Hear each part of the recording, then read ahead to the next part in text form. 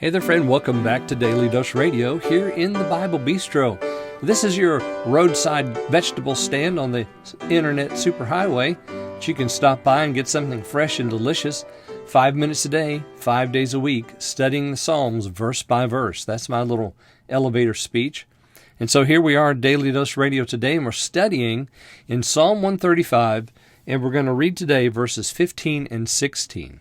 As I said yesterday, 15 and 16 these two verses are a part of a larger section or passage in this particular psalm. And this describes the greatness of the Lord as compared to the idols. So the idols were mentioned in, verse 5, and now we're going to see what the idols are all about. The Lord is great, and He's greater than all the gods, but His greatness now is going to be compared to the idols. He's living, and He's the one who made all things. He's the one that delivered His people. He's the one that conquered the land for them. He's the one that gives us salvation in that great victory that's won by Jesus Christ, His Son. But what about those idols? Well, we're going to start talking about that today here in verses 15 and 16. So if you have your Bible open there, let's look there in verses 15 and 16 today. The idols of the heathen are silver and gold, the work of men's hands. They have mouths, but they cannot speak. Eyes have they, but they see not. All right, so that's verses 15 and 16. Now you'll notice that we start out with what they are like. They are silver and gold. They're beautiful. They're metallic. Sometimes they're wooden. Sometimes they're stone. Sometimes they're made of other metals or other things, ceramics and plastics and glass. And, you can make an idol out of just about anything. But it says they have the silver and the gold, but they're the work of men's hands. And so it's just men that make them. Because men look around and they try to make sense of the world. And what do they see? They see a world that is, filled with all kinds of things. And so let's have a God of the weather. Let's have a God of food. Let's have a God of pleasure. Let's have a God of wine. Let's have a God that looks after the hunter. Let's have a God that looks after the driver.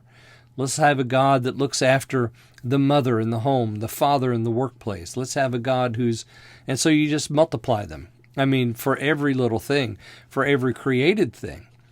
God of the woods and God of the water and God of the seas and the God of the trees and, the God of the animals. And I mean, it's endless. It is endless.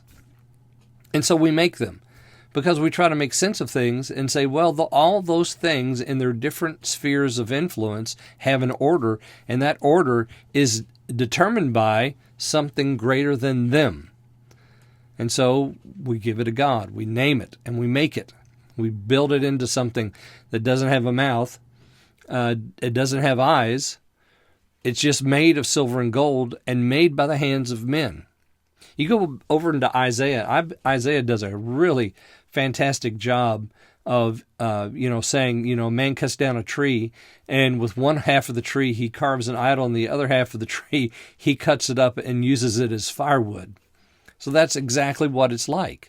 We just decide, well, I'll just take this and make an idol out of it. That'll represent my God, or the God of whatever it happens to be, so that I can get favor because He'll order things for me in such a way that I'm better at fishing, I'm better at farming, I'm better at being a family man, I'm better at being an employee, whatever it might be.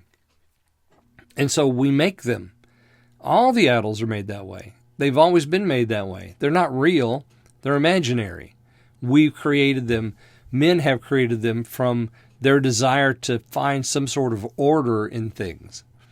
And so this is compared to our great God who does what He wants, creates as He wills.